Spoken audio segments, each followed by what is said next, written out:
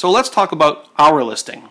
We do take a 60 to 90 day, more on the 90-day side, because we do need some time to kind of get this marketing. We're looking for a little bit of a needle in a haystack, or a very small slice of the market that we know where and how to attract, but it does take a little bit more time.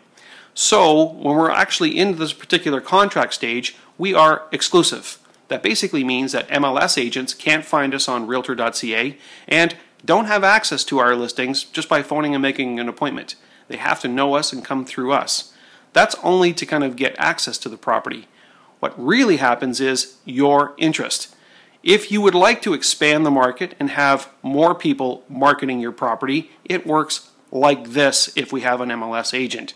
And this is important to know because you have to appreciate that we're now looking at a different model if we bring in an MLS agent. And you may choose to include this.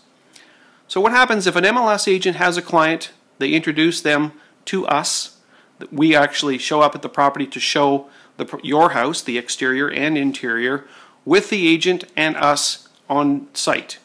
What happens with that is that they generate an offer. Typically, the first page of the offer is a cooperation agreement. It basically says, if you look at my document, or before you look at my offer, you have to agree to pay me 2.5%, or up to that, or maybe 3%. It can actually be open-ended.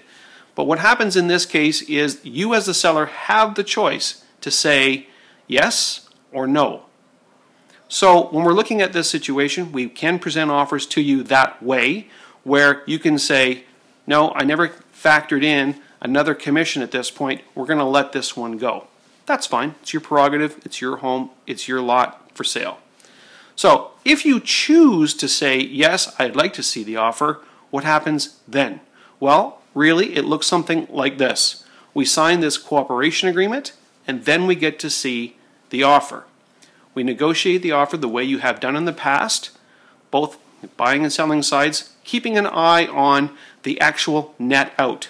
After I sell my house for X dollars and I pay Stonemill's commission of 2.5% and a secondary commission of 2.5%, what am I, the homeowner, the lot seller, ending up with?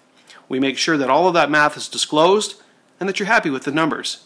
And if that's the case, well, you've sold your home. We still have some conditions to kind of go through, but in many cases, at that point, it looks like a regular sale. The difference is that you have not had to declutter, stage, spend money repairing, spend money kind of making the house look like everybody else. You haven't been inconvenienced by showing after showing after showing of people that really shouldn't have been there in the first place. They weren't looking for a land. They're looking to compare your house to 30 more just like it that are for sale. You didn't have any open houses. You basically only had, by way of introduction through the Stonemill program, 1 or 2 showings on the property, one of which you weren't even there. It was outside only. So it is an option. I wanted to make sure you're clear on it. You can choose to enact it or not, but you should be aware of it. Maybe another way to introduce your property to the market.